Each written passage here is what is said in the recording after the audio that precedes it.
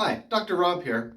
Over the last few weeks, I've had a number of people come in with injuries to their neck, to their torso and ribs from heavy duty coughing.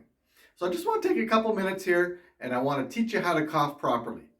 Now, we've all been taught when you cough into your arm. The problem with that is when we do that, we tend to twist and bend our neck and our torso like so.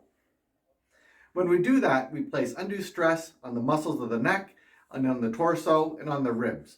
Add to that the forces involved with coughing, and you're setting yourself up for a neck injury or a rib injury. So what you want to do is when you cough, you want to make sure you keep your head and neck and your torso in a nice neutral position. When you bring your arm up to cough, stay straight, like this, and not like that. Doing that will help prevent excessive stress on the neck and on the ribs as you're coughing. Hope this helps. We'll see you soon.